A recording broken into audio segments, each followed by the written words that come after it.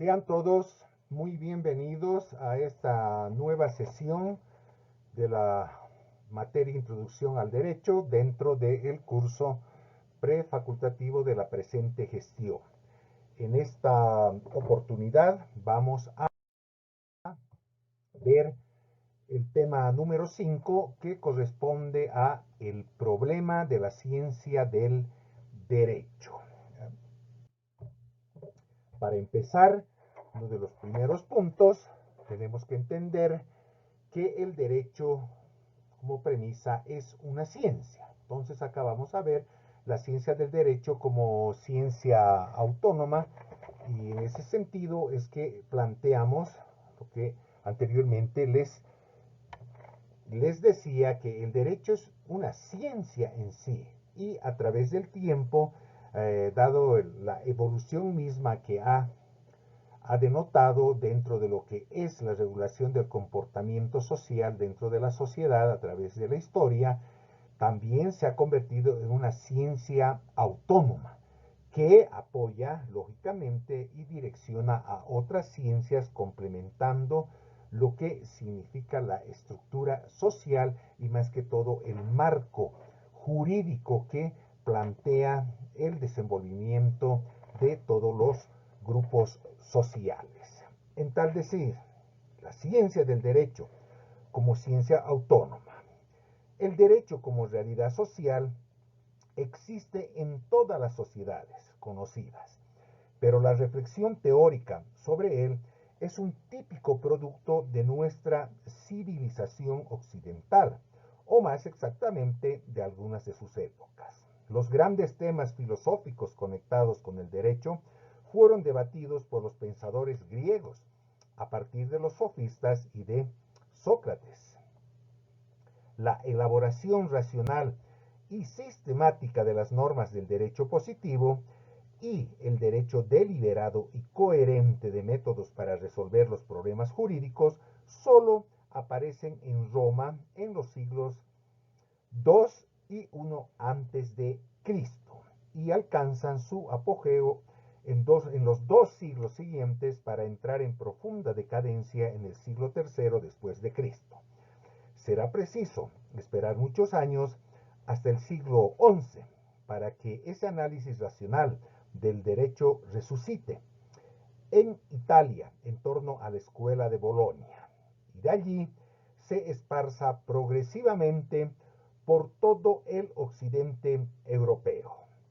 Entonces, se denomina ciencia del derecho a la actividad intelectual que tiene por objeto el conocimiento racional y sistemático de los fenómenos jurídicos.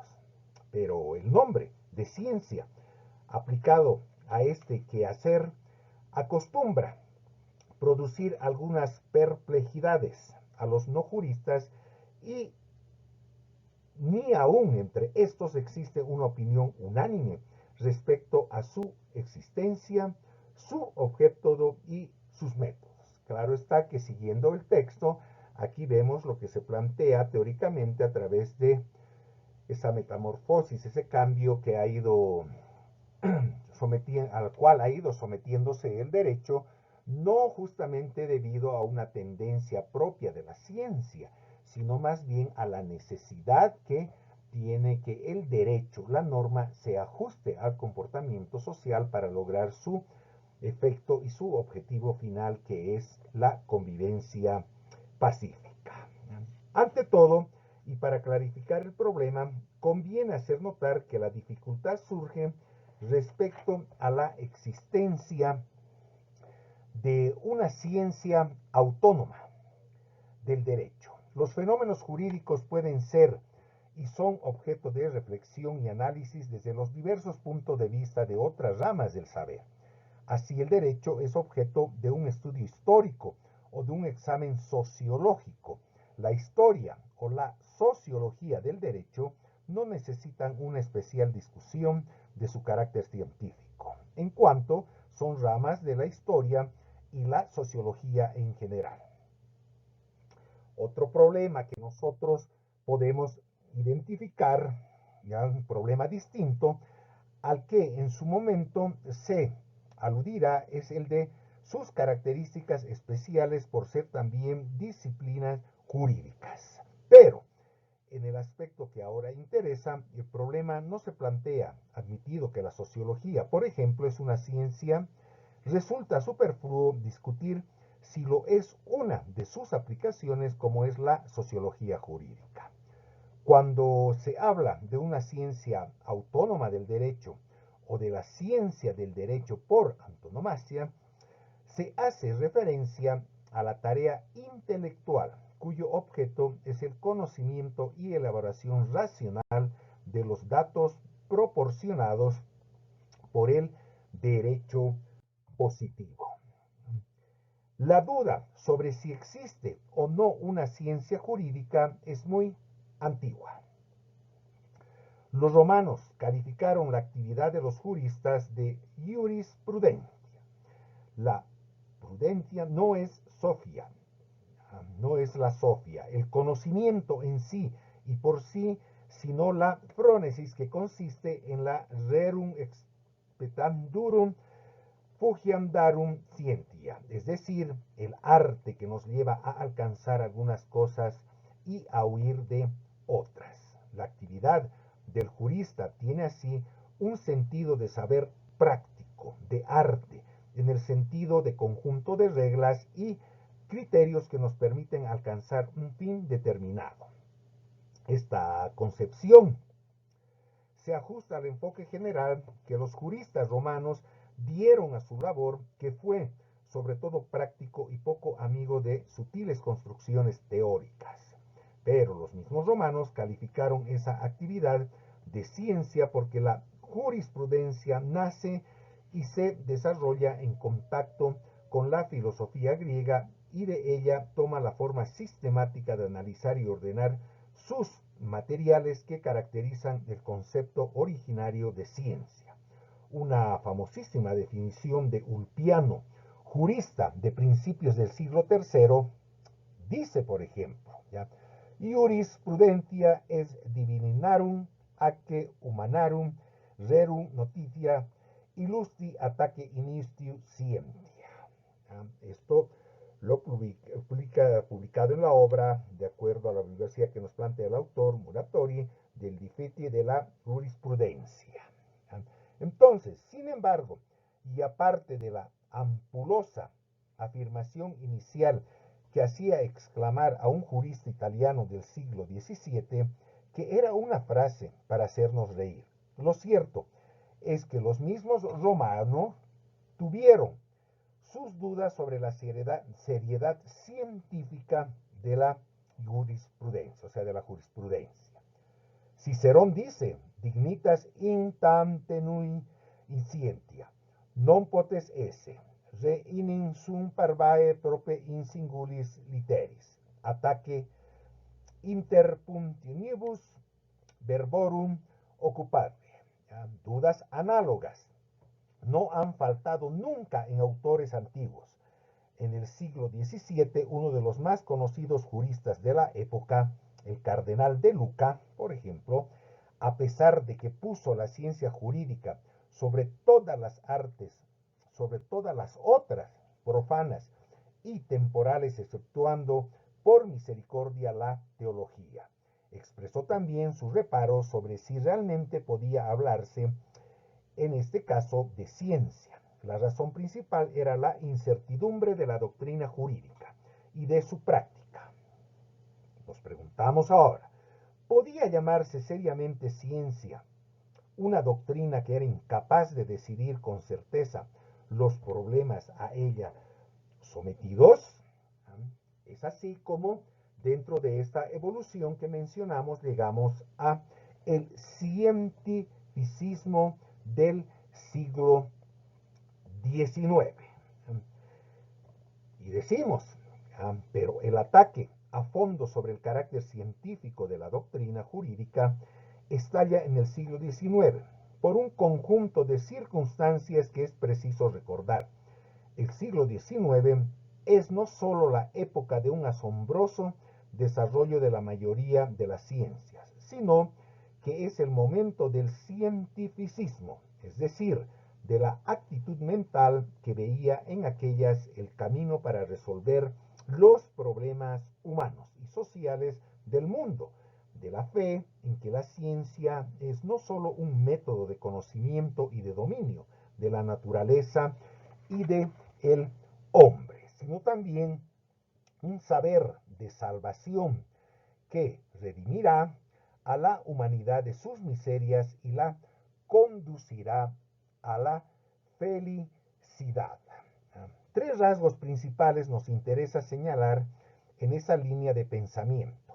En primer lugar, las ciencias por excelencia y las que sirven de modelo a toda otra actividad intelectual que pretenda ostentar ese nombre son las ciencias de la naturaleza. En ellas, en efecto, se daba, y en magnitud asombrosa, una actividad dirigida a conocer el mayor número posible de hechos de la realidad. Es posible llegar a una certeza racional respecto a la verdad de nuestros conocimientos y es posible también investigar las leyes generales que rigen la vida del universo. Junto a ellas hay que poner siempre a las matemáticas, en las que se veía no solo el paradigma de una ciencia exacta, cuyos resultados eran totalmente convincentes y universalmente válidos, sino al mismo tiempo un poderoso instrumento para la investigación de la naturaleza. La física, la química, la biología, la geología, las matemáticas y otras ramas del saber conexas con ellas y que aplican sus mismos métodos, la astronomía, por ejemplo, son las verdaderas ciencias y cuando se habla de espíritu científico y de fe en la ciencia, se piensa preferentemente y aún exclusivamente en ellas. En segundo término, las ciencias experimentan un progreso. La frase progreso científico se convierte en uno de los lemas de la época. Progreso significa aquí aumento paulatino de la suma de hechos que conocemos, perfeccionamiento de los métodos dirigidos a su averiguación y su interpretación, y mejor conocimiento de las antes recordadas leyes generales. Por último, ese avance científico es una de las causas principales, si no la principal, de una mejora general de la vida. El siglo XIX hereda en esto la mejor tradición dieciochesca de la fe en un progreso permanente de la humanidad. Ante esta situación, los saberes no matemáticos ni naturales se veían en una situación difícil si querían elevarse a la dignidad de ciencia. No les quedaba otra solución que o bien alinearse en lo posible en los métodos y mentalidad de las ciencias por excelencia, o bien intentar justificar su existencia buscando otros derroteros en realidad. Diferentes direcciones del quehacer humanístico procuraron adquirir un aire lo más científico posible, centrando su actividad en la acumulación de nuevos hechos y datos. Para algunas, como la historia, esto fue relativamente fácil. Las ciencias históricas, es decir, las ramas del saber dirigidas a indagar los datos del pasado y la evolución de la humanidad y a conocer las cosas tal y como fueron, tuvieron un auge extraordinario y se codearon dignamente en materia de prestigio científico con las ciencias naturales. En otros casos, el problema era más difícil, pero en general la corriente positivista que domina esta época procura convertir las diversas ramas del saber en una actividad dirigida al conocimiento y a la acumulación de datos de la realidad cultural que pudiera parangonarse con tareas análogas en el conocimiento de la naturaleza. Ciertamente, no se ocultaron a los mejores espíritus de la época las diferencias sustanciales. A pesar de todo, existían en uno y otro tipo de ciencias. Surgieron distinciones como la de ciencias del espíritu y ciencias de la naturaleza, ciencias de leyes y ciencias de hechos, y otras análogas. Se buscaba así afirmar el carácter científico de los saberes humanísticos. Dentro de esta evolución histórica y este cotejo que hacemos con la ciencia de la historia como ciencia del derecho, explicando, y no con que diga el actor, sino una interpretación personal que nosotros debemos dar, es que justamente la historia tiene, podríamos decir, la ventaja de que relata los hechos acaecidos tal y como se presentaron. En cambio, la ciencia del derecho a través del tiempo ha ido evolucionando. ¿Para qué? Justamente para ir atendiendo todo ese cambio social, toda esa evolución que se presenta al ir entendiendo la realidad, los fenómenos reales, los fenómenos naturales. Entonces, ahí está la especificidad, la importancia de la ciencia del derecho, que tiene que coadyuvar a que se integren las demás ciencias interpretando la realidad para lograr esa convivencia pacífica entre los seres humanos. Y dentro de este marco debemos decir y plantear también otra temática, como es el ataque de Kirchmann a la ciencia del derecho, porque no todo ha sido bueno, podríamos decir, y se está aceptado plenamente dentro de lo que significa la aplicación de la norma. Entonces, la historia, la filosofía u otros estudios análogos podían presentar métodos y fines que salvaban su dignidad de ciencia. La doctrina jurídica, en cambio, iba a ser junto a ellas una figura lastimosa. Ante la irrupción del cientificismo decimonónico, ante el prestigio creciente de la ciencia y del científico, ¿en qué medida podía hablarse seriamente de una ciencia jurídica? Las viejas dudas resurgían ahora compactas y organizadas. Aunque la polémica está hoy superada en no pocos aspectos, es aconsejable no solo por su importancia pasada, sino por la huella que ha dejado hasta nuestros días. Referirse, por brevemente que sea, a sus puntos esenciales. Si la ciencia es, en primer lugar, término, conocimiento de nuevos hechos de la realidad, ¿qué hechos, de qué realidad investiga el jurista? Los hechos y la realidad legal, es decir, el despacho, el derecho positivo y vigente en un momento y en un país dado. Pero este decreto es cambiante y efímero.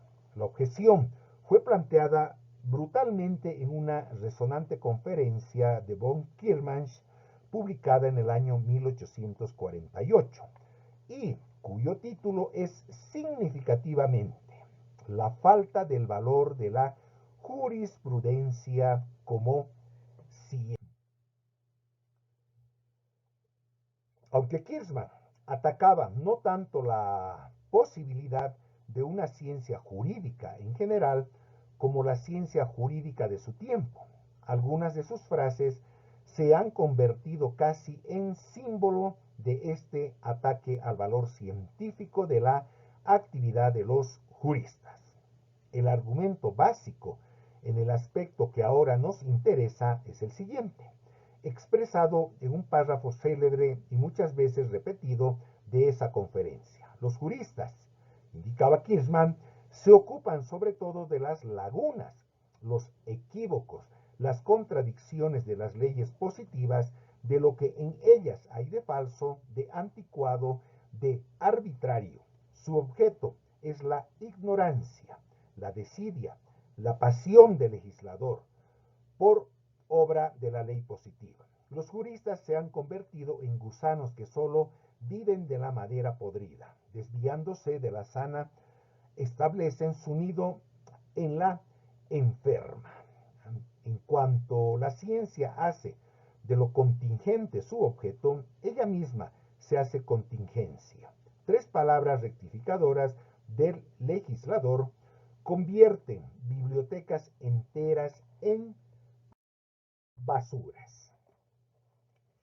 Como podemos ver, el ataque se basa en que, estando vinculada la ciencia jurídica a la legislación y variando esta a voluntad del legislador, la obra del jurista es efímera, depende del capricho de aquel y no puede seriamente pretender descubrir nada real y permanente. Ello hace también imposible hallar leyes generales. Como dice el mismo Kirchmann, todas las ciencias tienen leyes y las leyes son su finalidad suprema.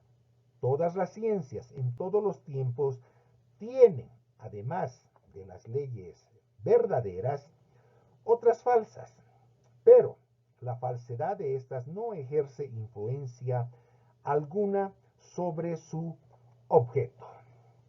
La Tierra siguió girando alrededor del Sol, aunque Ptolomeo convirtiera en ley lo contrario. Un punto realmente interesante, pues este ataque de Kirchmann a la ciencia del derecho trata de anteponer los resultados que nos mostraba en cierta época la historia, hechos ya acaecidos, y la insignificante intervención en ese tiempo del derecho, sin tomar en cuenta que el derecho como tal y hasta nuestros días interpreta las necesidades, la realidad, lo social para dotar de un cuerpo normativo que nos permita justamente adentrarnos con más posibilidades de éxito dentro del estudio de la fenomenología social. Otra cosa ocurre con las leyes positivas del derecho. Respaldadas por la fuerza, se imponen verdaderas o falsas al objeto. Si en todos los demás campos el saber deja incólume el ser, retrocediendo con veneración ante él, la ley positiva en el derecho consigue todo lo contrario. El saber, aun el falso y deficiente, se sobrepone al ser. De esta subordinación a factores imprevisibles, como es la voluntad del legislador, deriva también la dificultad de hablar de un progreso científico en el campo del derecho. El mal se agrava porque, incluso en un mismo sistema, los juristas muchas veces no han llegado a conclusiones unánimes respecto a la solución de dudas concretas planteadas, de forma que da la impresión de que la ciencia jurídica es una perpetua fuente de debates y discusiones y no una acumulación progresiva en cantidad y calidad de nuevos conocimientos. Acá, justamente para interpretar y respetando todos los criterios que podamos sacar nosotros de estas declaraciones, nos damos en cuenta en sí, ¿no?, que no solamente la ciencia del derecho como tal se encarga o debería encargarse de una acumulación de hechos, de cosas ya pasadas, para eso está la historia, ¿no? Entonces lo que interesa es la calidad de la obtención de nuevos procedimientos, nuevos conocimientos, darle un estándar preferencial a la interpretación de los fenómenos sociales que les refería anteriormente. También en este punto es significativa la obra de Kirchmann, cuando compara lo ocurrido en la ciencia jurídica con la situación en otras ciencias. El principio de la observación, de la subordinación, de la especulación a la experiencia, al que en el fondo debe también su valor la jurisprudencia de los clásicos romanos.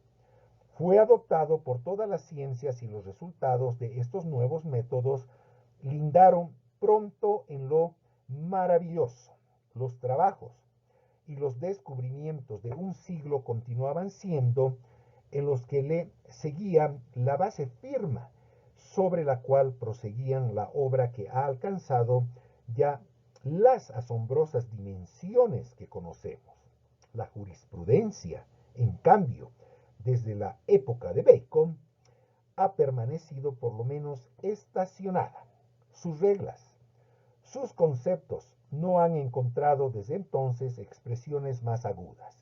No hay en ellas menos controversias, sino más. Incluso allí, donde la investigación más paciente creía haber llegado por fin a un resultado seguro e inconmovible, apenas transcurre una década sin que vuelva a iniciarse la discusión desde un principio. En cuanto al tercer aspecto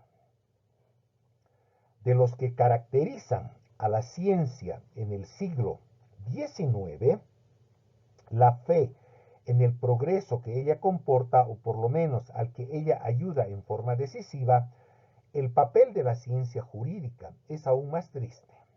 La ciencia jurídica carece de aquel influjo sobre la realidad y sobre la vida de los pueblos que es propio de toda ciencia. Arbitrariedad de los resultados, falta de un progreso intrínseco y falta de influencia en el progreso general.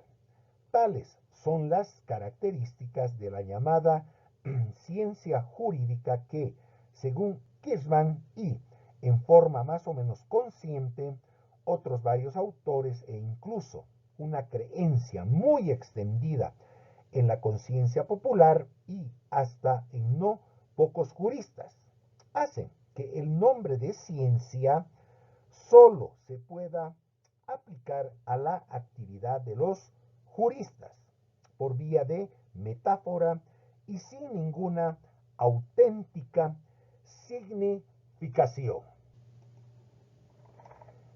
Dada la anterior postura de Kirchmann, ya que más se la ve como un ataque al derecho y como ciencia que se va constituyendo, también nacen otras opiniones, otros enfoques, otras interpretaciones que van a ir enriqueciendo todo ese procedimiento de asimilación histórica, porque, ojo, volvemos a repetir, la historia nos muestra los hechos, cómo han acaecido, porque tiene una ventaja, solamente sistematizan lo que es la obtención, la recolección de esos datos. En cambio, la ciencia es, como tal, la que interpreta la realidad, esa realidad que está justamente transformando no solamente la ciencia del derecho, sino todas las demás ciencias, y por ende creando nuevas ideas, nuevas perspectivas y nuevas señales de organización en ese sentido, y poner todo ese conocimiento acumulado, interpretado, ¿ya? Más que todo, trasladarlo a la práctica para atender la demanda actual. Es así que el derecho, como tal, ante la historia y las otras ciencias, se presenta como fundamental en la coadyuvación de la interpretación que hemos mencionado. El ataque de Kirchmann, sí, es evidentemente lo que nos lleva a reflexionar sobre otras posturas que van naciendo. Es así que las pretensiones científicas del derecho se presentan en el marco y en el escenario de evolución misma del derecho. Es interesante señalar que lo que pudiéramos llamar el complejo de inferioridad de los juristas en cuanto al carácter científico de su actividad y el ansia de superarlo ha gravitado y gravita no poco en un conjunto de tendencias doctrinales y actitudes intelectuales. ¿Cómo superar esas objeciones? ¿Cómo lograr que la ciencia jurídica sea respetada y reconocida como una verdadera ciencia? Sobre todo en Alemania, hacia la misma época en que escribía Kirchmann, se desarrollaba un poderoso movimiento doctrinal, la llamada pandectística, cuya finalidad era la construcción de conceptos jurídicos. Estos conceptos, tales como la herencia, la propiedad o el contrato, derivan en principio del derecho positivo. Pero el esfuerzo intelectual de los juristas debía llegar a darles un valor general, independiente de su adscripción a cualquier sistema. Se buscaba, por ejemplo, el concepto o concepción dogmática de la herencia en general, aplicable a cuántos derechos son o han sido.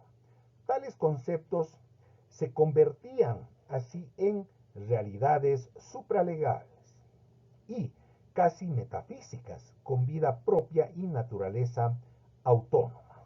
De esta forma, el jurista hacía obra científica, pues su tarea no era analizar los imprevisibles dictados de las leyes, sino investigar en el sistema los conceptos generales jurídicos, descubrirlos, analizarlos, sistematizarlos. La ciencia jurídica alemana durante el siglo XIX, el primer tercio del siglo XX, consiguió así un aire serio y respetable desde el punto de vista científico. La importancia del fenómeno se acrece por la difusión que, fuera de su patria de origen, tuvieron tales métodos. Bien conocemos, hablamos bastante de ciencia, y cuando se llega a constituir determinada área del conocimiento en ciencia, es justamente cuando se empieza a utilizar el método. Entonces, el método nos lleva ya a una problemática, y esa problemática nos busca a obtener respuestas del análisis de la realidad y llegar a conclusiones en este caso, y a presentar leyes. ¿Por qué? Porque han sido sometidas a la comprobación. Y ojo, que muchos de estos hechos reales que han sido sometidos a la comprensión, al estudio, al análisis minucioso, se convierten en leyes, y es lo que alimenta posteriormente ya lo que nos va a mostrar la historia como hechos acaecidos, ya sucedidos en un determinado tiempo. Por eso la historia dice, y recordemos, en muchas áreas que nos informan sobre los acontecimientos históricos, dicen, en fecha tal, en el año tanto, se desarrolló tal hecho histórico que marca el paso de una edad a otra edad, por ejemplo. Pero ya afirman ellos porque el hecho está ahí, ha sucedido. En cambio, el derecho tiene que interpretar el por qué suceden los hechos y el por qué muchas veces los efectos contrarios a esa interpretación. Y para esto nos utilizan los métodos como instrumento y herramienta principal para entender lo que plantea la humanidad, la sociedad, y sobre todo para no apartarse de ese fin último que es la convivencia pacífica, como dicen muchas escuelas y muchos teóricos, ¿ya? El logro de la felicidad, obtención de la felicidad. No solo, decimos entonces, continuando, se extendieron, como era de esperar, por los países de cultura germánica o fuertemente influidos por ella, sino que incluso penetraron y triunfaron en otros de tradición intelectual bastante distinta, como son los países latinos. En Italia se divulgan desde mediados del siglo XIX y provocan una revitalización de los estudios jurídicos, reanudando su gloriosa tradición antigua y medieval. La escuela jurídica italiana se convirtió así, en torno al año 1900, en una de las más florecientes e importantes. En España, la ciencia jurídica alemana hace irrupción desde fines del siglo XIX. El hecho de que bastantes profesores de derecho, como de otras disciplinas, ampliasen sus estudios en Alemania, hizo que esta recepción de la doctrina alemana entre nosotros fuese intensa y habitual.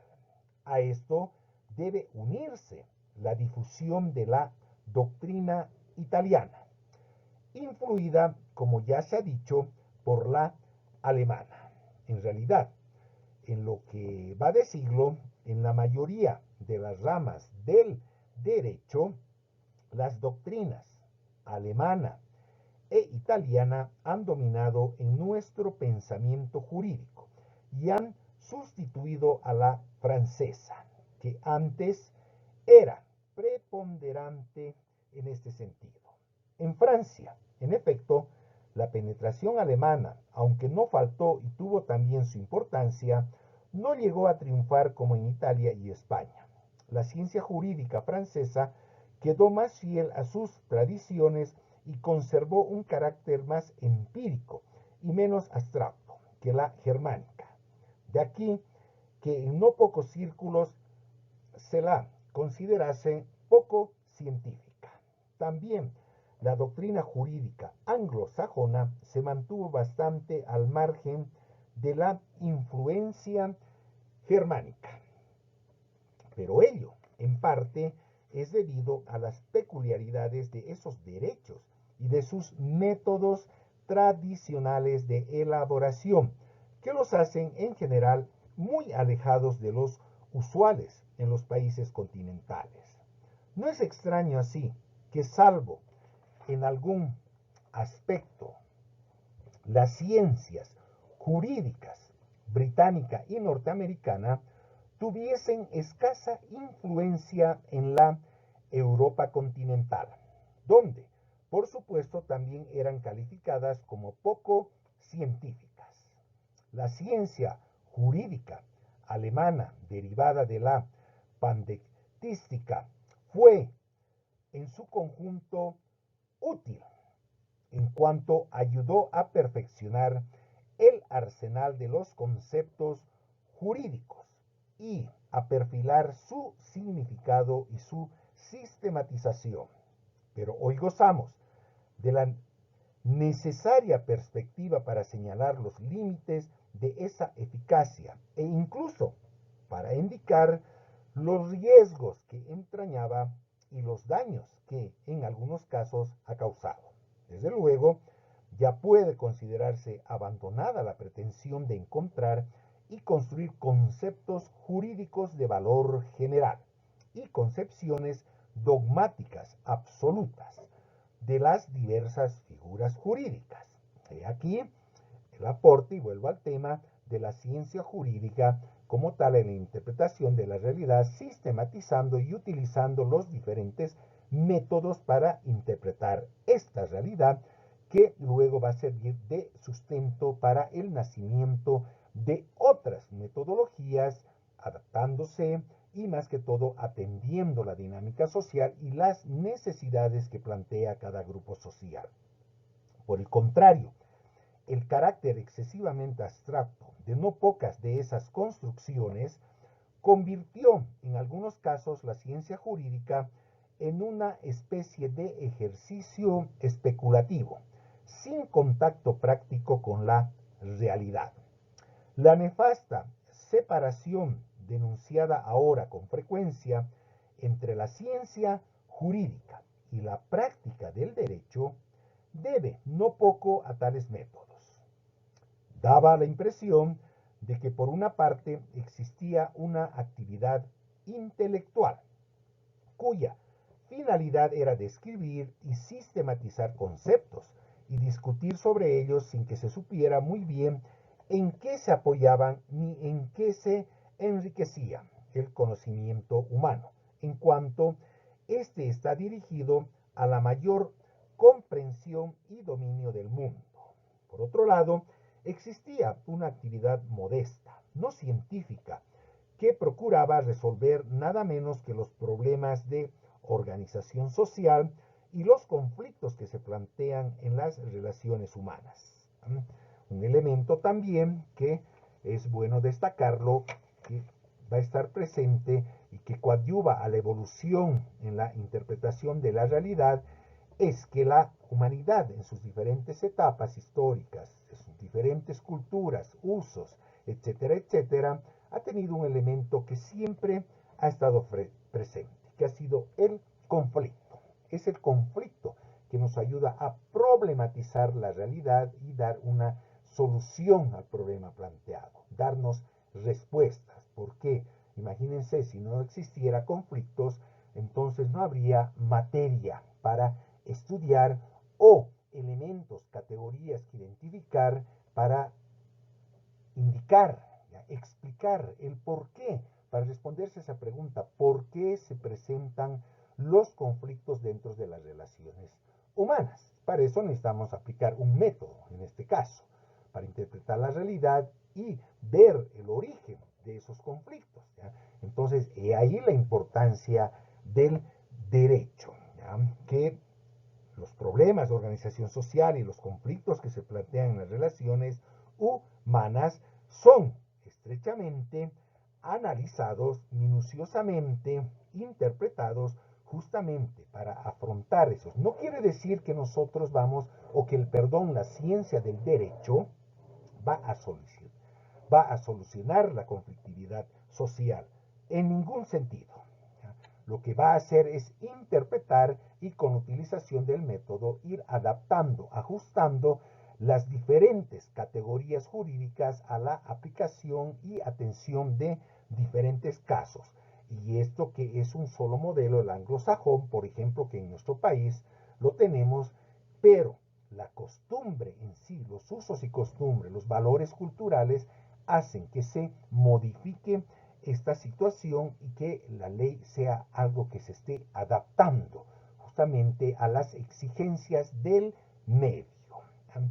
Frente al derecho de los prácticos, se desarrolló en un cielo etéreo de discusiones conceptuales lo que se ha llamado gráficamente derecho de los profesores, porque fue elaborado sobre todo por profesores universitarios, no siempre en contacto con la realidad jurídica. En España, además, donde la doctrina germánica fue recibida en ocasiones sin excesiva discriminación, se produjo a veces el esfuerzo de adaptar nuestros códigos y leyes a tales doctrinas, a pesar de que en no pocos casos no se veía qué ventajas podía ofrecer tal adaptación. Pero una difusa idea de que todo lo germánico era más científico y por ello mejor existió en no pocos círculos jurídicos españoles. Tal fenómeno fue muchas veces beneficioso, pero se impone cada vez más una labor de criba en los cuantiosos resultados obtenidos a través de esa adaptación de un derecho y de una doctrina exóticos. Y hay que plantearse con nuevos enfoques el problema del sentido y finalidad de la ciencia jurídica.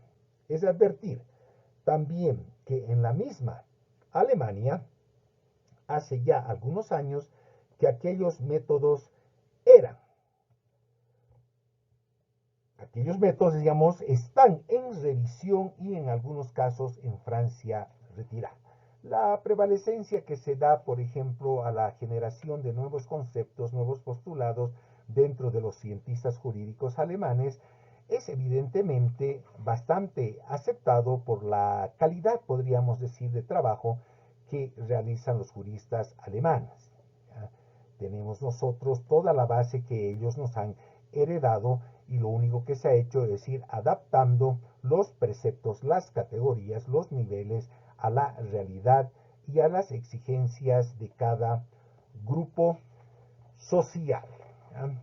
Hemos hablado anteriormente y ustedes ya se han debido dar cuenta de el positivismo, de corrientes positivistas que hacen justamente a esta evolución y a esta transfiguración del derecho con la problemática misma que genera el conflicto para atender la demanda social.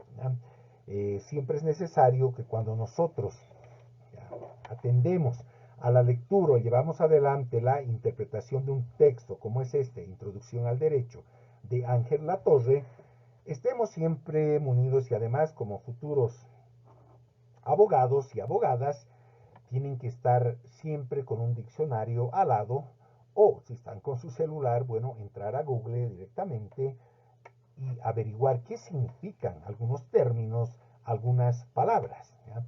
Porque muchas veces se utilizan en el léxico que nosotros utilizamos los abogados, por ejemplo, para explicar la jurisprudencia, la doctrina y lo que estamos viendo, esta evolución científica que ha llevado adelante el derecho, utilizamos terminología técnica.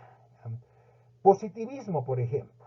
Esto recordando ya el nivel de conocimientos que tienen todos. ¿Qué es el positivismo? Todos conocemos que el positivismo o filosofía positiva es una teoría filosófica que sostiene que todo conocimiento genuino se limite a la interpretación de los hallazgos positivos, es decir, reales, perceptibles, sensorialmente y verificables. Es ahí que el positivismo, como vamos a ver, ya abre la puerta grande para que después impere el racionalismo y combinado con este lleguemos a constituir la verdadera ciencia del derecho. Una vez explicada esta situación, cabe también darles a conocer y que entiendan, más que todo que interpretemos, analicemos nosotros ese transcurso, esta evolución y la constitución del derecho como ciencia, que de todo este aporte que principalmente da la escuela alemana, estamos ante el nuevo sentido de la ciencia.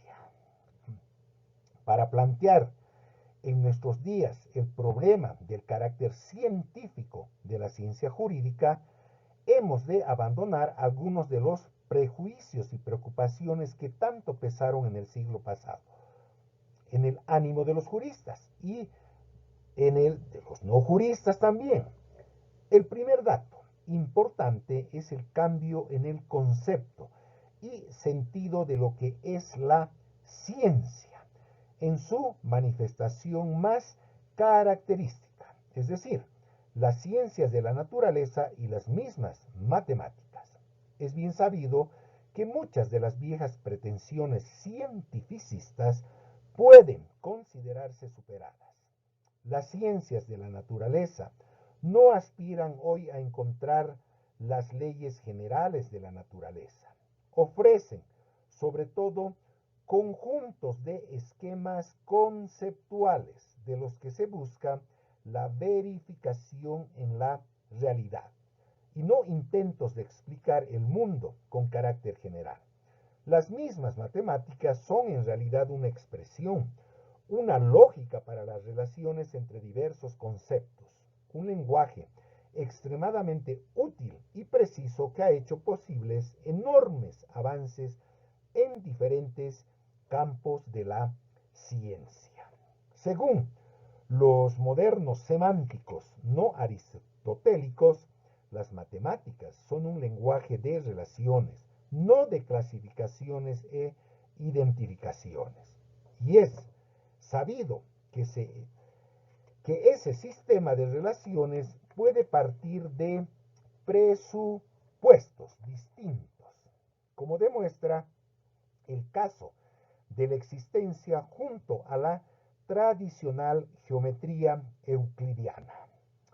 De las geometrías no euclidianas tampoco debe omitirse en esta rapidísima alusión a las nuevas concepciones respecto a la ciencia el dato de que la concepción general que de ella se tiene en una época determinada está condicionada por toda la estructura social.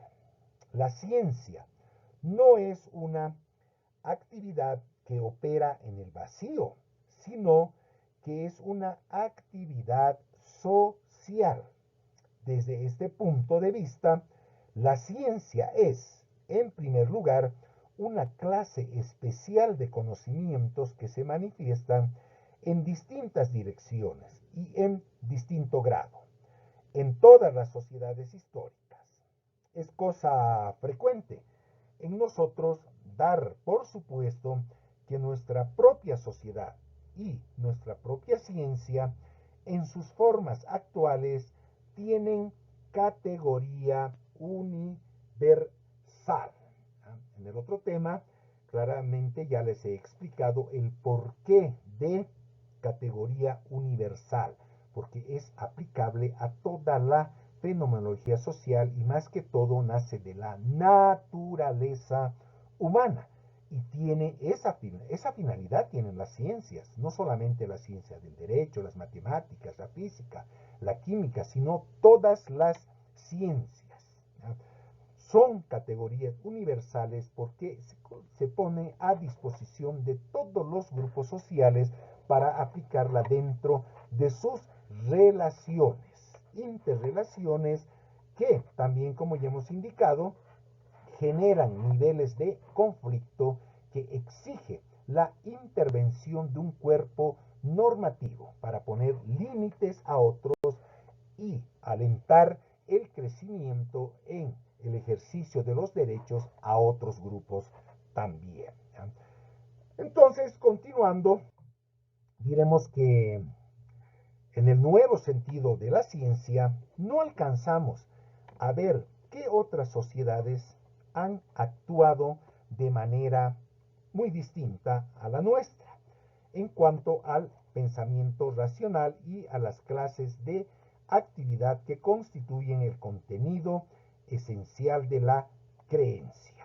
No solemos darnos cuenta de que nuestro considerable progreso científico es algo históricamente único. Ojo que hacemos alusión en primera persona, sentido, y el autor lo que hace mención, Ángel Latorre, en su obra Introducción al Derecho, es a la sociedad, al país, a la nación, como quieran llamarlo, española. Por eso no hay mucha diferencia, podríamos decir, del modelo anglosajón que nosotros tenemos y justamente se presentan estas situaciones en que muchas veces si no las aclaramos llevan a confusión, porque cada realidad exige una situación. Lo que ustedes deben a lo que deben adecuarse en este momento dentro de este curso prefacultativo y la materia Introducción al Derecho es lo que plantea el autor Ángel Latorre en Introducción al Derecho al hacer un estudio comparativo del orden normativo vigente español, sus orígenes, sus funciones, sus objetivos, etcétera, etcétera, y lógicamente ya nosotros vamos adaptando a nuestras necesidades, atender nuestra problemática eh, bajo este orden y esta categoría que le hemos dado de categoría universal al derecho. Entonces diremos que no alcanzamos a ver qué otras sociedades han actuado de manera muy distinta a la nuestra en cuanto al pensamiento racional y a las clases de actividad que constituyen el contenido esencial de la creencia. No solemos darnos cuenta de que nuestro considerable progreso científico es algo históricamente único.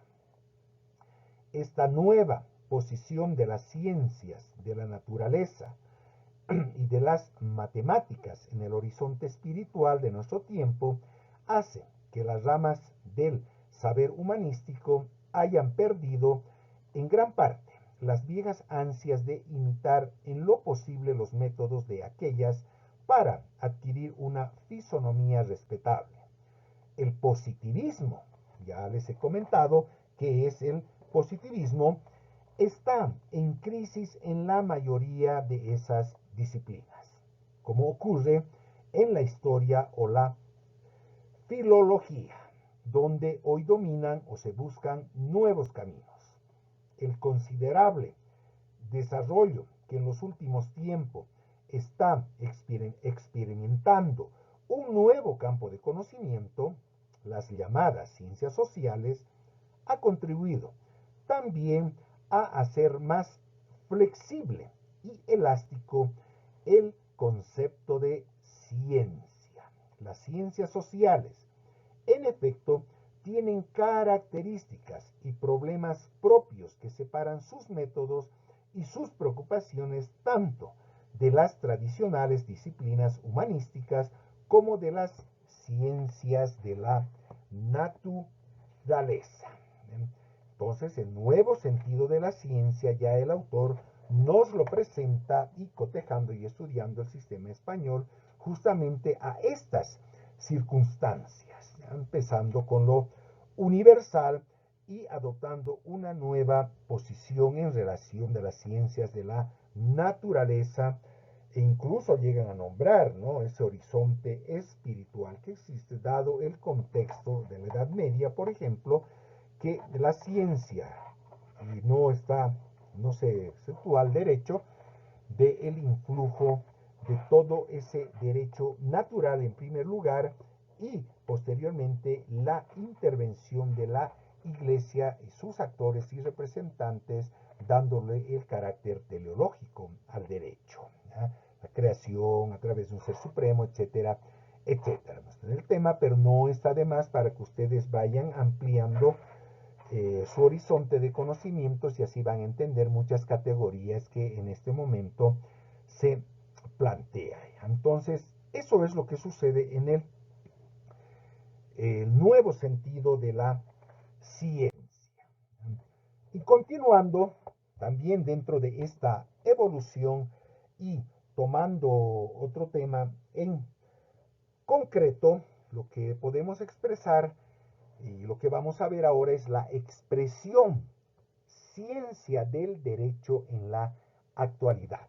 Después de haber observado, haber detallado todo este sistema evolutivo, cambio de estructuras, reconfiguración de los escenarios de aplicación de la norma jurídica para lograr el objeto final, que es minimizar los conflictos y que la gente, las personas, los individuos, los grupos sociales atiendan, sus pretensiones sean atendidas sin atentar contra los derechos ni pretensiones de los demás, logrando un punto de equilibrio.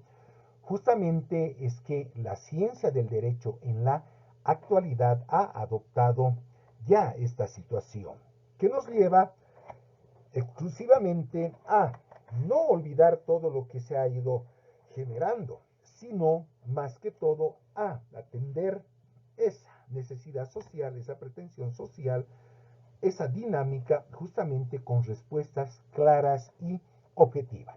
Es así que vamos a ver, la expresión ciencia del derecho en la actualidad utiliza nuevas categorías, nuevos preceptos, sin dejar de lado lo pasado, pero ajustando a una realidad concreta, porque en sí van naciendo nuevas perspectivas, nuevas especializaciones, incluso nuevas ciencias, nuevos elementos que tienen que ser incorporados en el orden normativo general, dada esa cualidad de universal. Entonces, la expresión ciencia del derecho en la actualidad y en esta nueva perspectiva y considerando como ciencia todo tipo de conocimiento racional y sistemático de un sector de la realidad natural, social o cultural, no existen graves problemas para hablar de una ciencia jurídica, puesto que esta consiste en la actividad dirigida a conocer en forma racional y sistemática un retazo de aquella realidad que es el derecho. Sin embargo, con esta conclusión, si bien se mira, no hemos avanzado mucho en nuestro problema, salvamos la calificación de ciencia al estudio del derecho, pero solo sobre la base de tener un sentido amplio y, si es posible, la expresión modesto de lo que es la ciencia. Habremos así soslayado una dificultad terminológica y contribuido en cierto modo a acallar los escrúpulos del jurista respecto al rango y la seriedad de su labor, visto que tampoco las ciencias de la naturaleza o las matemáticas son el saber absoluto y universalmente válido, que se creía en el siglo XIX, pero las objeciones adelantadas por Kirchmann y por otros muchos autores no han quedado superadas.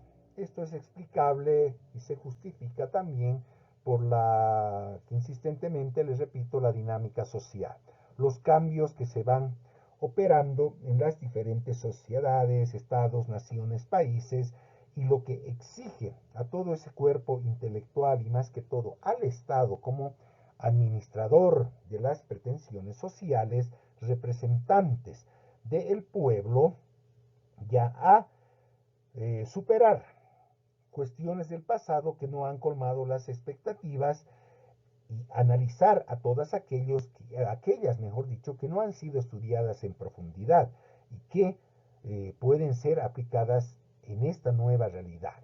En el pasado existía otro tipo de problemática, menos compleja, las relaciones laborales, sociales, etcétera, etcétera, incluso las políticas, que en nuestros tiempos que todo se ha conflictuado, pero a niveles excepcionales. ¿Ya?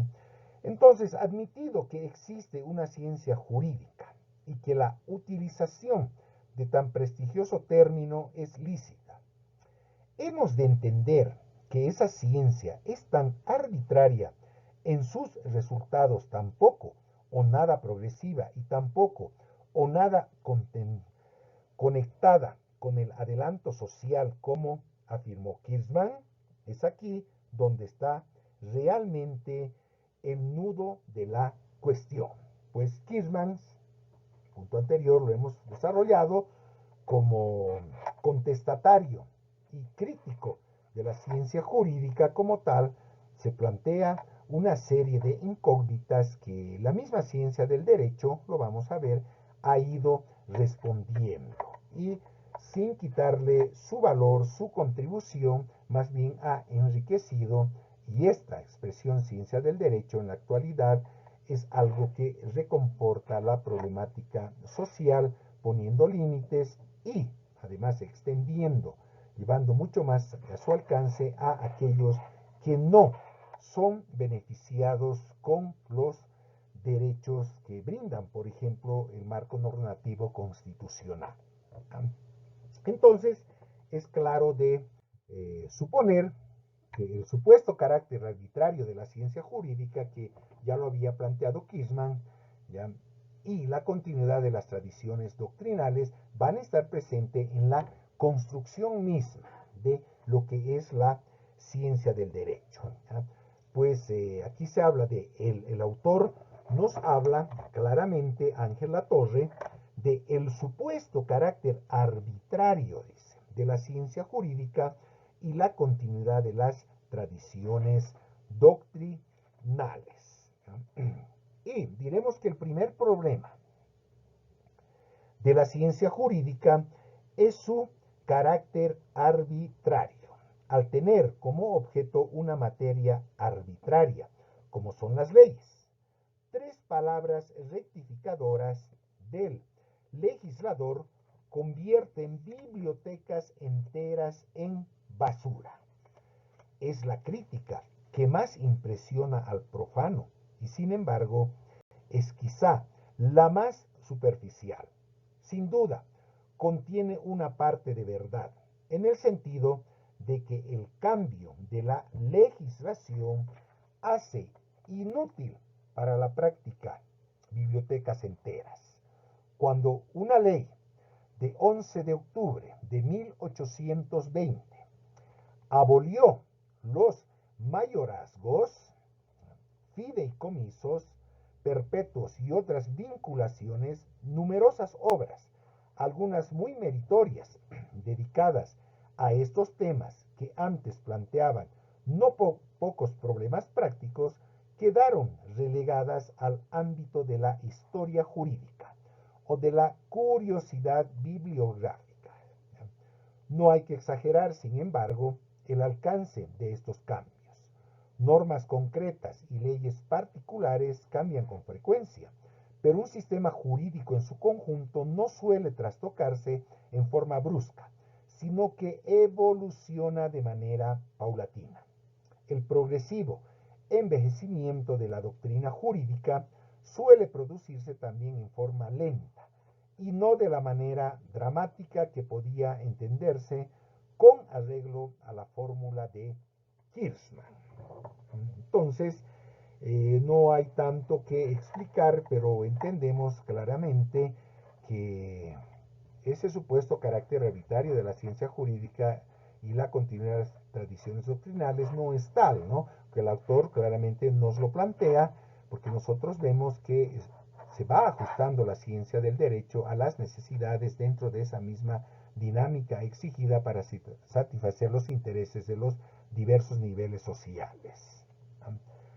Y continuando con este supuesto carácter hereditario de la ciencia jurídica y la continuidad que dan las tradiciones doctrinales, indicamos que aún más importante que esto es la persistencia de una tradición doctrinal, de métodos, sistemas y conceptos que se despliegan a través del tiempo por encima, puede decirse, de las legislaciones concretas. Tradición doctrinal que condiciona naturalmente al propio legislador, quien, por innovador que sea, no puede menos de utilizar las mismas técnicas habituales en su país y en su época, incluso en los periodos de mayores cambios legislativos. Esa continuidad no se ha interrumpido. La legislación de la Revolución Francesa está hecha con la técnica de los juristas del antiguo régimen. Aparte de que los cambios legislativos de esta época en muchos campos no fueron sino el resultado mismo de la doctrina de juristas anteriores. La misma Revolución Soviética, la más radical que ha existido en el sentido que nos interesa, la que más rompió con las tradiciones anteriores, no se apartó tan tajantemente de la tradición jurídica rusa, como pudiera parecer a primera vista, y los estudios actuales más autorizados ponen cada vez más de relieve la permanencia de esa tradición por encima de los violentos cambios legislativos.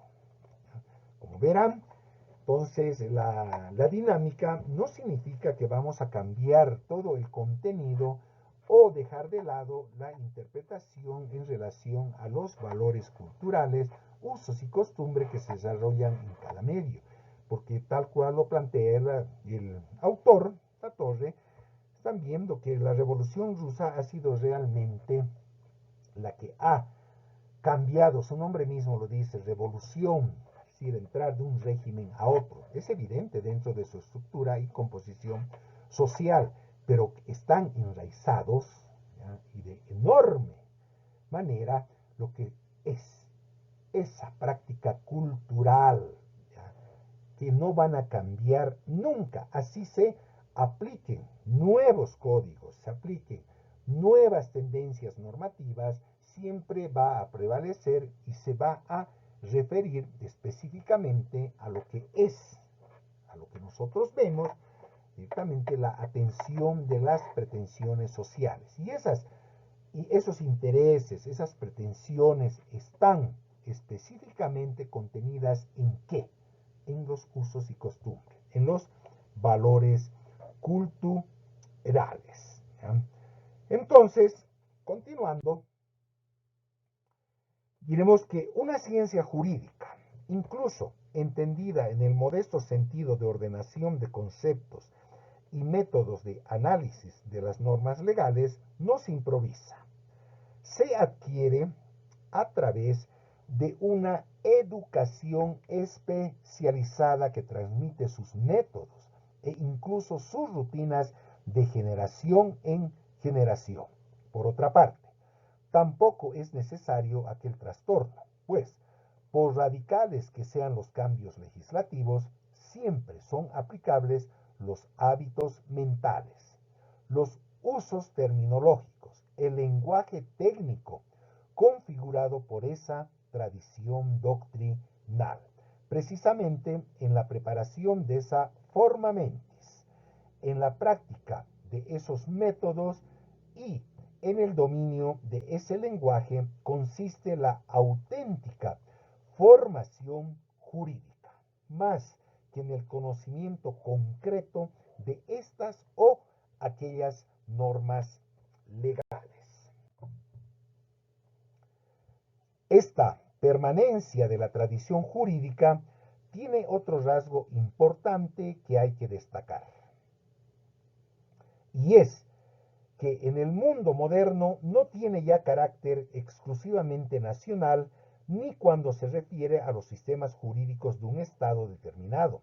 El hecho de que todos los sistemas jurídicos del continente europeo y de otros países cuyo derecho se ha inspirado en ellos, como son los países iberoamericanos y algunos asiáticos y africanos, tengan como plataforma común de sus sistemas particulares el derecho romano tal y como fue elaborado por las escuelas medievales. No solo ha producido analogías importantes en la legislación concreta de esos estados, sino que es más importante una identidad sustancial en la educación jurídica y en la evolución doctrinal. El lenguaje técnico es común, como lo son los esquemas conceptuales y los métodos de análisis de los problemas. Un jurista español puede utilizar, y de hecho utiliza, obras escritas para sistemas jurídicos distintos, y los estudios de un jurista argentino o mexicano, o salvadas las diferencias de idioma, alemán, francés o italiano, le son fácilmente asequibles, y en muchos casos su consulta le es fructífera y aún necesaria. Ya en Italia, y de aquella y de la italiana en nuestra patria, los ejemplos podrían multiplicarse. Existe una ciencia jurídica común, de raíz romanística, que abraza todos los países que de ella se derivan. Esta comunión doctrinal es más difícil con la ciencia jurídica de los países ajenos a la tradición romanística, aún dejando de lado los derechos no occidentales, como por ejemplo el musulmán. Otro importante grupo de sistemas jurídicos, el anglosajón, lleva una inspiración distinta. El derecho inglés y los que de él proceden, entre los que ha de destacarse el norteamericano, experimentaron una evolución peculiar con escasas influencias romanísticas. La consecuencia es que no solo el contenido concreto de sus normas, sino la técnica de sus juristas, su sistema de conceptos y sus métodos presentan considerables diferencias con los de los países continentales. Un jurista español, por volver al ejemplo anterior, necesita ya de una formación específica para comprender las obras jurídicas inglesas. Ello no quiere decir que no exista, sobre todo en ciertos campos, muchos puntos de contacto y que incluso sea deseable aumentarlos. Pero lo cierto es que hay también una diferencia importante de métodos y de tradiciones jurídicas que, además, la diferencia entre los métodos de educación jurídica tiende a aumentar y a perpetuar. Por supuesto, la unidad sustancial de tradición jurídica se da a su vez entre los distintos países anglosajones, y un jurista inglés se sentirá en principio tan familiar con una obra canadiense o norteamericana como un español con una argentina. Todo ello explica que en el campo del derecho existan autores que pueden denominarse clásicos, sin temor a la exageración, es decir, autores cuyas obras tienen un valor permanente, y en los actuales el jurista moderno puede adquirir no solo y no tantos conocimientos concretos, sino lo que es más importante, un adiestramiento en la forma de analizar los problemas jurídicos y de enfrentarse con ellos. Que esos clásicos sean hoy menos leídos de lo que debieran no quita nada a su importancia, y esa ignorancia es quizás uno de los mayores fallos de la actual educación jurídica. Pero, en todo caso, cuando por ejemplo consideramos el sistema del derecho romano actual de Savigny un clásico, o cuando acudimos a las pandectas de Wittgenstein, obras todas ellas que se escribieron en Alemania en el siglo XIX, en la época en que en ese país regía un derecho que fue hondamente modificado con la entrada en vigor en el año 1900 del Código Civil alemán. No buscamos tanto la exégesis de esta o aquella disposición legal remota y extraña para nosotros en el tiempo y en el espacio, como el ejemplo permanente de mentalidad y análisis jurídico que esos libros ofrecen. Lo mismo cabe decidir del más famoso de los clásicos jurídicos. Este famoso clásico jurídico, el derecho romano. Toda esta problemática que hemos visto, entonces ahora nos toca centrarnos en lo que es el problema del progreso de la ciencia jurídica. El segundo problema que tenemos que considerar es en qué medida puede hablarse de un progreso de la ciencia jurídica, refiriéndonos por ahora al estricto avance científico, es decir, al desarrollo de la ciencia misma, y prescindiendo de sus aplicaciones prácticas, en la medida en que consideremos como objeto de la ciencia jurídica solo el conocimiento del derecho vigente en cada época. Ese progreso es efectivamente muy dudoso. No es posible afirmar que el jurista actual conozca su propio derecho mejor que el medieval conocía el de su tiempo. Si atendemos al mejor desarrollo y precisión de los conceptos, al refinamiento del instrumento formal con que opera el jurista. El adelanto es posible y en muchos aspectos efectivo.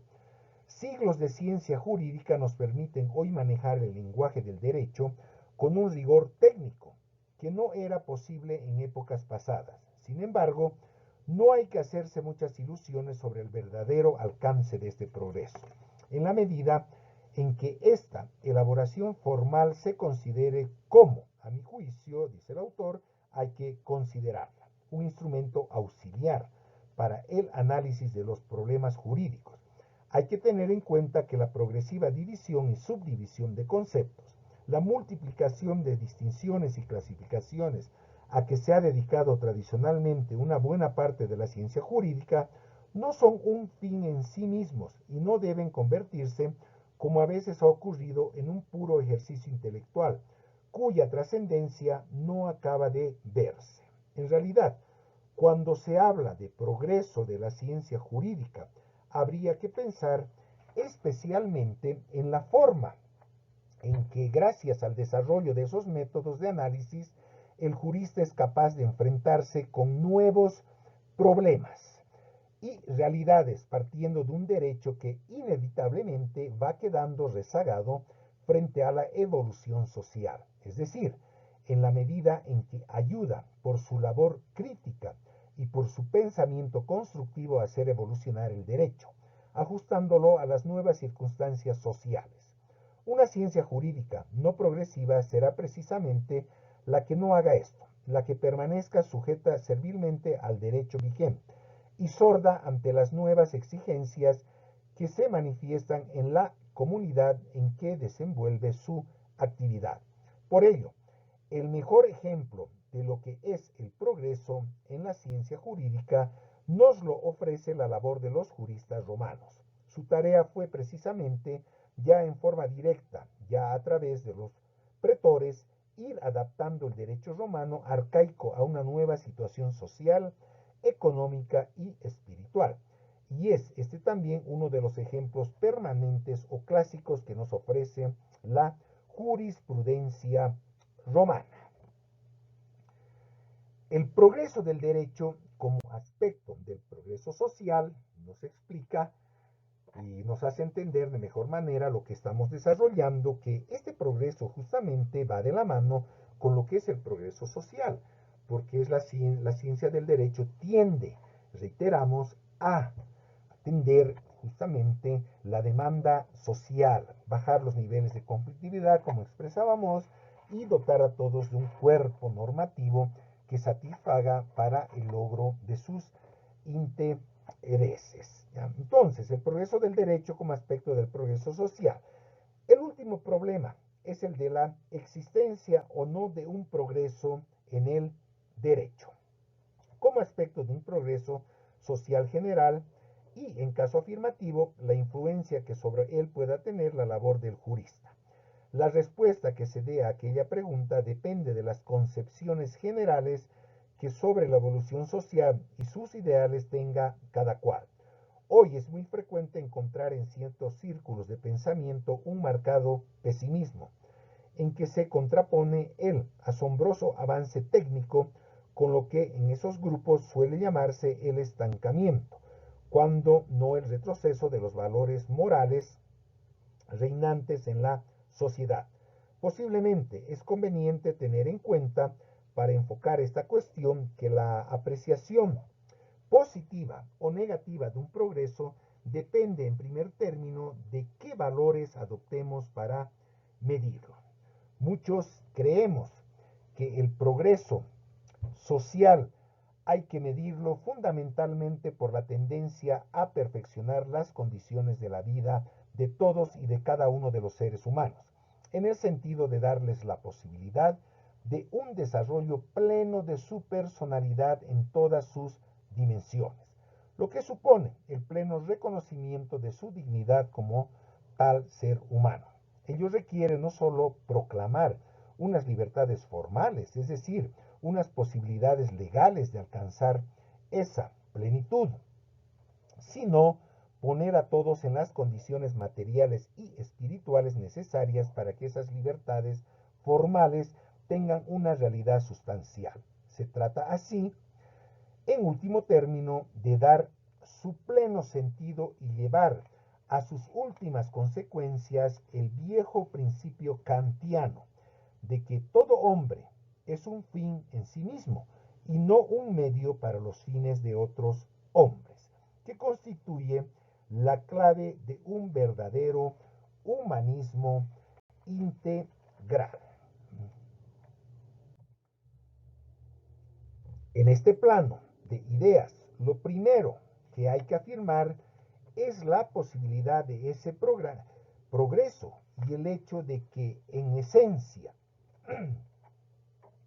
depende de la voluntad de los hombres, porque son estos los que en definitiva hacen la historia. Que un progreso se ha producido realmente es también, a mi juicio, explica el autor, siempre que no tengamos de él una concepción lineal y simplista. A pesar de muchas quejas y lamentaciones, es difícil negar que si atendemos al conjunto de la humanidad y no a este o aquel de sus sectores, el nivel de reconocimiento de la dignidad humana, aunque no siempre por los mismos caminos ni a través de los mismos medios, es hoy claramente superior al que existía. Por ejemplo, en la época victoriana, pero también es evidente que existen retrocesos a veces brutales, que el riesgo de tales recaídas es constante y que solo a cambio de una labor vigilante y colectiva es posible asegurar tal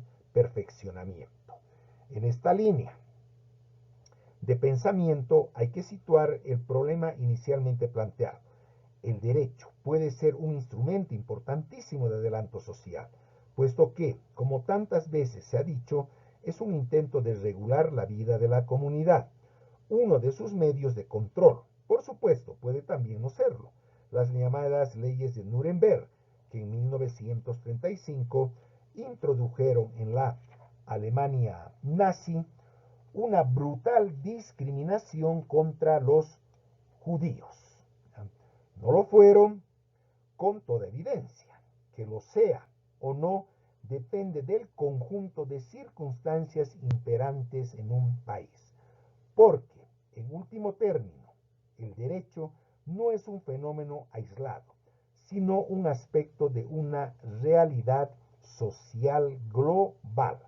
El jurista, en cuanto a desintegrarse en una tarea de ayuda al progreso, debe tener en cuenta esos fines últimos de construcción social que el derecho persigue. Pero, al hacerlo así, ¿hace aún ciencia jurídica o bien debe entenderse que ésta debe ser pura, es decir, estar vaciada de toda contaminación ideológica. Al hacer estas preguntas, estamos ya entrando en otro terreno, afirma el autor, íntimamente ligado, por lo demás, a los problemas que hasta ahora hemos estado examinando. La concepción de la ciencia jurídica, o sea, para ser más precisos, sus objetos y sus métodos, como hemos visto hasta este momento. Entonces, este tema 5 lo concluimos acá, donde hemos abarcado el problema de la ciencia del derecho a través de aspectos como la ciencia del derecho como ciencia autónoma, que explica el autor, el cientificismo del siglo XIX en el cual se ingresa habido justamente de atender la demanda social, ¿ya? Y lógicamente al planteamiento y construcción de todo este cuerpo normativo nace el ataque de Kirchmann a la ciencia del derecho con las peculiaridades que hemos desarrollado, ¿no? Las pretensiones científicas del derecho que dentro de la evolución y esa dinámica que exige la conflictividad de la naturaleza humana se ha ido desarrollando a través del tiempo. Por eso es que hemos abarcado todos esos aspectos anteriores para verificar el nuevo sentido de la ciencia. ¿Cuál es ese nuevo sentido? Con elementos como hacen a la expresión ciencia del derecho en la actualidad, tomando en cuenta todo ese antecedente, el supuesto carácter arbitrario de la ciencia jurídica que ha llevado justamente por la interpretación y aplicación en diferentes escenarios y la continuidad de las tradiciones doctrinales, porque no podemos arrojar o desechar, dejar a un lado lo que específicamente corresponde a qué, ¿ya?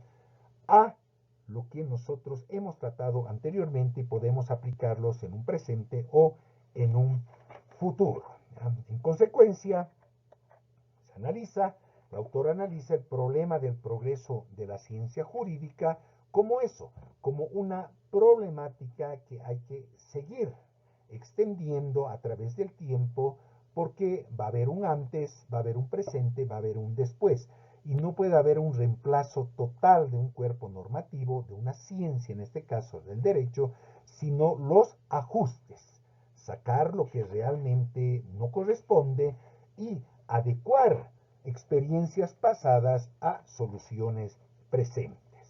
El progreso del derecho como aspecto del progreso social, un elemento importante que cita el autor en el texto Introducción al Derecho, es Ángel de la Torre, porque el derecho va de la mano del progreso social. Si el derecho se estanca, lógicamente no hay progreso social, porque no se atiende la demanda en ningún sentido.